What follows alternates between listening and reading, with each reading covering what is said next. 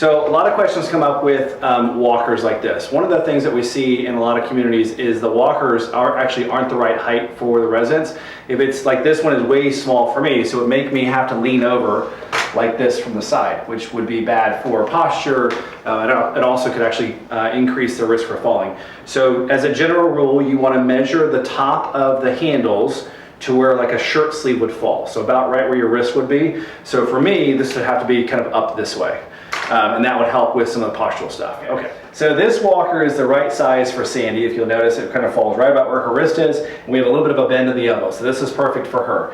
One of the things, or a few things to pay attention to rather, when you're dealing with a resident or a patient or a client that you're working with in their own home, and you're wanting to get them up walking, always have a gait belt on them. If they're using any kind of assistive device like this, like a walker or a cane, it's usually because they're unsteady and you want to make sure that you can control them. It's a lot easier to control them from their waist with a gait belt than like up underneath their arm. And also, you know, whenever we're dealing with older people, a lot of times the skin is a lot more thin, and so if we're pulling by the arms, we can create some skin tear issues that way too. So just use a gait belt.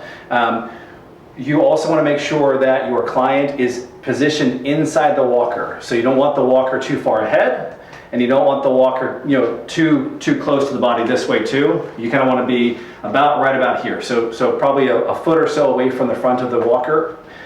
If you're walking with a patient and you're having to make turns, you want to make sure that the walker is being turned first. So if we have Sandy turn to the left, she's going to turn the walker first, and then her feet, and then the walker, and then her feet. If you'll notice, I'm always positioning with her as she's turning. I'm kind of staying off to the back and to the side, and always have a firm grip on the walker. And I always have a firm grip on the gait belt. Okay, there you go.